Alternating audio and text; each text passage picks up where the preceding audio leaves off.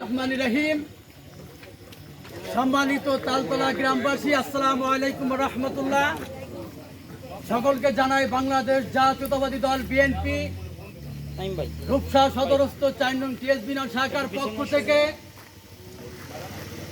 এবং আমাদের নেতা জুলবাড়ি বাড়ি হেলাল ভাইয়ের পক্ষ থেকে আন্তরিক শুভেচ্ছা অভিনন্দন। সম্মানিত ভাইরা আমার,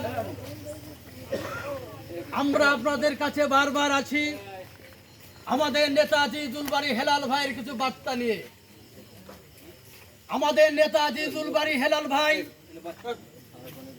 মুসলিমকে, হিন্দুকে, খ্রিস্টান, বৌদ্ধ এই পরিচয় মানে না।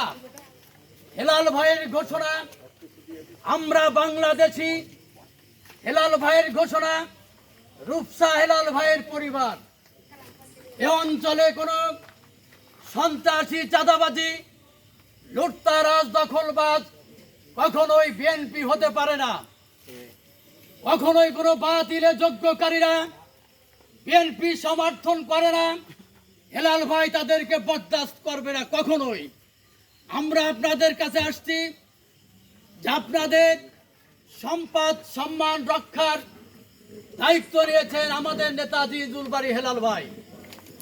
এখানে আমাদের মধ্যে যদি কেউ আসে, আমি যদি কোনো অপরাধ করি, আপনাদের কাছে অনুরোধ, আপনারা আমাদের নেতা হেলাল ভাইকে বলবেন।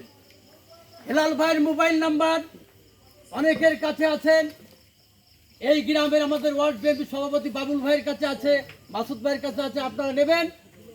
বিশ্বাস করেন, হেলাল ভাই কোনো মিডিয়া চায় না। হেলাল ভাই চাই তার রূপসার জনগণ তাদের প্রয়োজনে, যার প্রয়োজন সেই হেলাল ভাইকে ফোন করবেন। আপনার সন্তানের চাকরি, হেলাল ভাইকে বলবেন।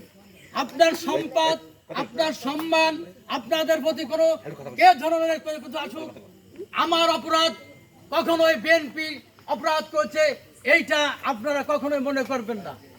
সম্মানিত ভাইরা আমার, আপনাদের কাছে আমরা আসছি, আমরা বারবার আসি যে আমরা মনে করি তালতলা গ্রাম একটি শান্তিপ্রিয় গ্রাম। আমরা মনে করি এ অঞ্চল নিরীহ জনগণের বসবাস। আর এই সমাজে কিছু সন্ত্রাস, কিছু ধাপ্পাবাজ, বান্ডাবাজদের কিছু আনাগুনা চলে বলে আমরা বিভিন্ন সময় আমরা জানতে পাই।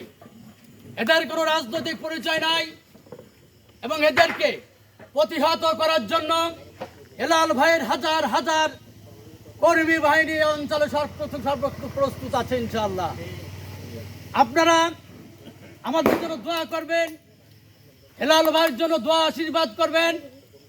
আগামী নির্বাচনে হেলাল ভাইয়ের ধানের শীষ প্রতীকে ভোট দিয়ে আপনাদের প্রিয় সন্তানকে সংসদ সদস্য নির্বাচিত করবেন ইনশাআল্লাহ।